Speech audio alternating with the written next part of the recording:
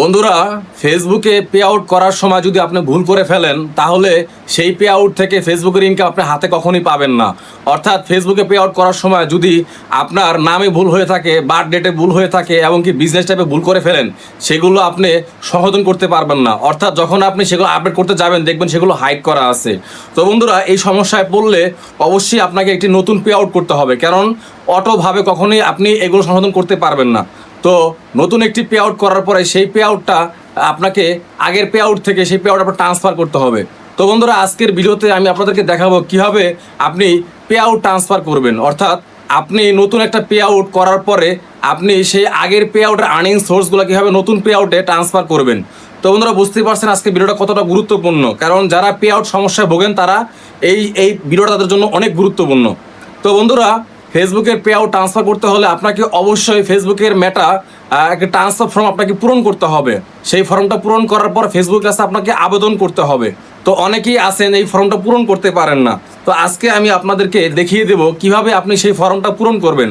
আর একটা কথা বলে রাখি, যদি কেউ ফেসবুকের পে আউট সমস্যায় ভোগেন এবং সেই পে আউট সংশোধন করতে না পারেন, তাহলে আমার স্ক্রিনে দেওয়া হোয়াটসঅ্যাপ নাম্বার যোগাযোগ করবেন, তাহলে আমি চেষ্টা করব আপনাদের সেই পে আউটটি 100% নতুন করে দিয়ে আপনাকে পে আউট ট্রান্সফারের মাধ্যমে আপনাকে আমি ইনকামের সুযোগ করে দেব।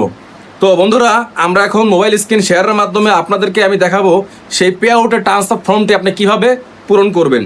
তো আমি আমার ফাইল ম্যানেজার থেকে আমি ফর্মটি ওপেন করতেছি, একটু ওয়েট করেন। তো আমি এখান থেকে আমার এখানে একটা ফর্ম অলরেডি পূরণ করা আছে, আমি জাস্ট আপনাদের দেখাবো যে কীভাবে আপনি সেই ফর্মটি পূরণ করবেন।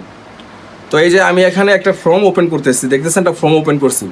তো বন্ধুরা, Meta pay out source transfer acknowledgement এই ফর্মটি আপনি গুগলে সার্চ দিলে অনেক সময় নামাতে পারতেন, বাট বর্তমানে কিন্তু মেটা ট্রান্সফার এই ফর্মটি কিন্তু আপনি গুগলে সার্চ দিয়ে সেখান থেকে ফ্রিতে নামাতে পারবেন না, আপনাকে বিভিন্ন ওয়েবসাইট থেকে আপনার টাকা দিয়ে কিনতে হবে। তো বন্ধুরা, আপনি যদি আমার অডিয়েন্স হয়ে থাকেন আমাকে কমেন্টস করুন, আমি আপনাকে ফ্রিতে ডাউনলোডের ব্যবস্থা করে দেবো। তো বন্ধুরা, আমরা চলে আসছি মেটা ট্রান্সফার ফর্মটা চলে আসছে। তো এই ফর্মটা আমার পূরণ করা আছে, ফর্মটা আমি নিজে পূরণ করছিলাম। তো এই ফর্মটা পূরণ করতে গিয়ে অনেকে ভুল করে ফেলে। একটা কথা মনে রাখবেন, আপনি যদি এই ফর্মে পূরণ করতে ব্যর্থ হন, অর্থাৎ যদি কোনো উল্টাপাল্টা ইনফরমেশন দেন, যদি কোনো ম্যাচিং না করে, তাহলে আপনার পে আউটটা আজীবনের জন্য রিয়াস্ট্রিক্ট হয়ে যাবে। আপনার কিন্তু সেই পে আউট থেকে আপনি কখনো ইনকাম করতে পারবেন। অর্থাৎ ম্যাটার পে আউট ফর্মটা পূরণ করলে অবশ্যই আপনাকে সতর্কভাবে সাবধানে পূরণ করতে হবে। একটু ভুল হলেই কিন্তু আপনার পে আউট রিয়াস্ট্রিক্ট হবে, সাসপেন্ড হয়ে যেতে পারে। ঠিক আছে? তো এটা যদি আপনারা সঠিকভাবে পূরণ করতে না পারেন তাহলে ঝামেলা পাকাবেন না, আমার সাথে যোগাযোগ করবেন। আমি চেষ্টা করবো আপনাকে পে আউটের সকল সমস্যার সমাধান করে আপনাকে ম্যাটার ফর্মটা পূরণ করে আপনার পে আউট ট্রান্সফার করে একদম নতুনভাবে কাজ করার ব্যবস্থা করে দেবো। যাই হোক বন্ধুরা, যেহেতু আজকের ভিডিওতে আমি আপনাদেরকে দেখাবো কীভাবে এই ফর্মটা পূরণ করবেন, তো আমরা অলরেডি ফর্মটা কিন্তু ওপেন করেছি, আপনারা দেখতে পাচ্ছেন ফর্মটা ওপেন করেছি। তো এটা হলো Meta pay out source transfer acknowledgement pay out transfer একটা ফর্ম। ঠিক আছে? এটা একটা পিডিএফ ফাইল। এই পিডিএফ ফাইলটা আপনাকে ডাউনলোড দিয়ে তারপরে এই পিডিএফ ফাইলটা আপনাকে পূরণ করতে হবে। তো এখানে দেখতে পারতেছেন, আমি আপনাকে একটা জিনিস দেখাই, দেখেন এখানে কিন্তু একটা নাম দেওয়া আছে এমডি মিঠু, তারপরে লেখা আছে transfer pay out account name. অর্থাৎ আপনি এই যে প্রথম যে নামটা, এটা হলো আপনার ট্রান্সফার পে আউট। অর্থাৎ আপনি যেই পে আউটটা আপনার ছিল আগে, আপনার যেই পে আউটটা আগে ছিল সেই পে আউটের নামটা হবে যে এখানে দিয়েছি এমডি মিঠু, এখানে সেই পে আউটের নামটা দিবেন। আমার কথাটা আবার বুঝবেন, যেই পে আউটটা আপনার আগের ছিল, যেই পে আউটের সমস্যা ছিল, সেই পে আউটের নামটা এখানে দিবেন। ঠিক আছে? এরপরে অপশনে দেওয়া আছে আপনার, এখানে লিখছি আমি শিমু আক্তার। ঠিক আছে? তারপর এখানে লেখা আছে recipient pay out account name. অর্থাৎ আপনি নতুন যে পে আউটটা খুলছেন সেই পে আউটের নামটা কিন্তু এখানে দিবেন। নতুন যে পে আউট খুলছেন সেই পে আউটের নামটা, অর্থাৎ যেখানে ওখানে যেভাবে দেওয়া আছে ঠিক সেম টু সেমভাবে এখানে দিবেন। তো এটা দেওয়ার পরে আমরা স্ক্রল করে নিচে চলে আসব। তো এইখানের কাজগুলো কিন্তু আরও গুরুত্বপূর্ণ। এখানে লেখা আছে আপনার পার্ট ওয়ানে আপনার transfer pay out account ID. অর্থাৎ আপনার যে আগের ভুল পে আউট আইডিটা আছে সেই আইডি নাম্বারটা এখানে আপনাকে দিতে হবে। তো এই যে যেমন আমি এই ফর্মটা পূরণ করেছিলাম একজনের, সেই ফর্মের নাম্বারটা এখানে দেওয়া আছে। ঠিক আছে? আমি দিয়েছি অলরেডি। তো এটা হবে আপনার transfer pay out account ID. অর্থাৎ আপনার যে আগের পে আউটটা ছিল ভুল, সেই পে আউটের নামটা এখানে দিবেন। অর্থাৎ ওইখানে যে আমি ট্রান্সফার পে আউট অ্যাকাউন্টের যে নামটা দিচ্ছি ওই নামের আপনার পে আউটের আইডিটা এখানে বসাবেন। ঠিক আছে? এরপর অপশনে হলো আপনার transfer pay out account name. ওই যে আমি যে নামটা দিচ্ছি ট্রান্সফার, মানে আপনার যে পে আউট আইডির যে নামটা আছে, আমি যে উপরে দিচ্ছি এমডি মিঠু, সেই নামটা কিন্তু এখানে হবে। এমডি মিঠু, এটা হলো ট্রান্সফার পে আউট অ্যাকাউন্ট। অর্থাৎ প্রথমে পে আউট আইডিটা দিবেন, তারপরে দিবেন হলো আপনার ওই আইডির নাম, ট্রান্সফার পে আউট অ্যাকাউন্ট নাম। তারপর এখানে আছে আপনার হলো ফিনান্সিয়াল অ্যাডমিনিস্ট্রেটর নেম।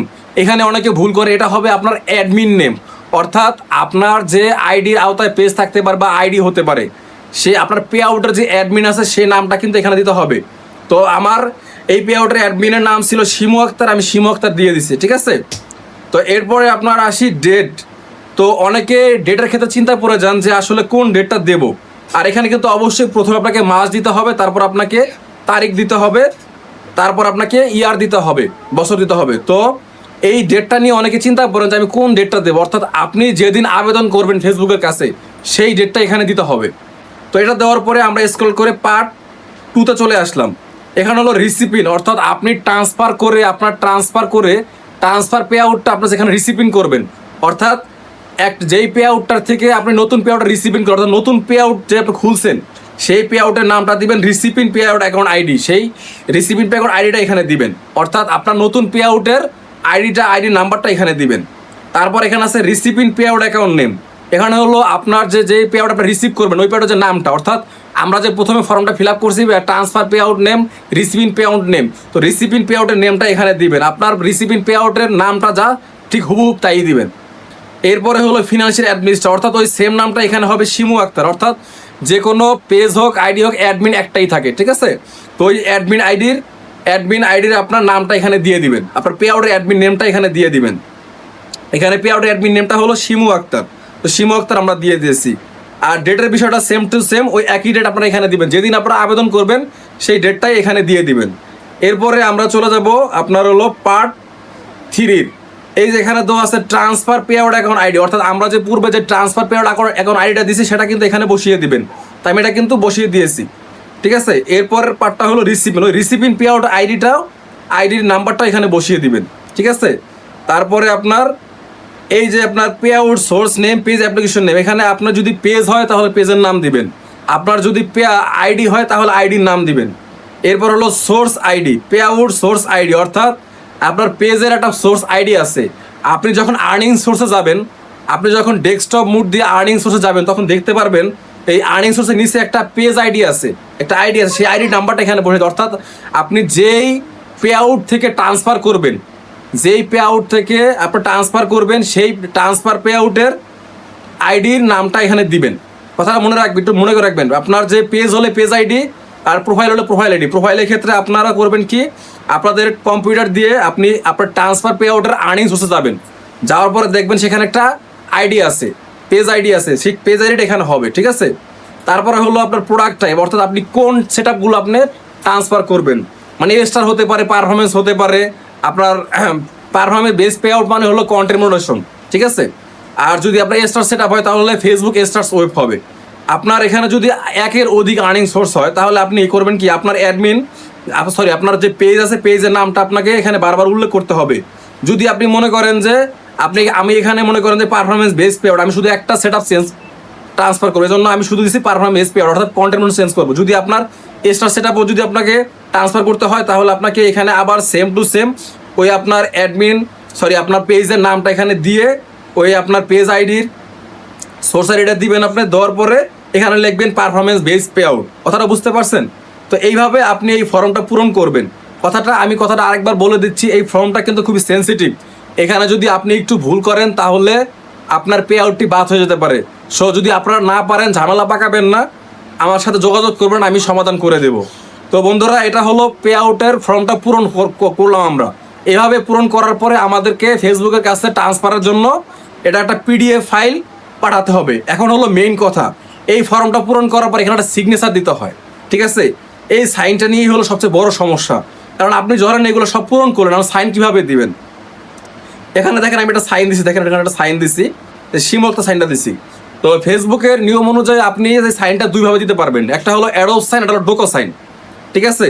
অথবা আপনি হাতে লিখে দিতে পারবেন। তো হাতে লেখা সাইনটা আমাদের বাংলাদেশ থেকে অ্যাপ্রুভ করে না, এটা আপনার ইন্ডিয়া বা অন্যান্য কান্ট্রির জন্য অ্যাভেলেবেল আছে, বাট বাংলাদেশ থেকে এটা করা যায় না। তো বাংলাদেশ থেকে করতে হলে আপনাকে অবশ্যই ডোকো সাইন বা অ্যাডোব সাইন থেকে সিগনেচার করেই আপনাকে এই পে আউট ট্রান্সফারের জন্য আবেদন করতে হবে। এই সাইনটা যদি আপনি দিতে না পারেন তাহলে আপনার পে আউট কখনোই ট্রান্সফার হবে না, কারণ আপনি সব কিছু পরিপূর্ণ করার পরও কিন্তু এই সাইনের জন্য অনেকে আটকে যায়।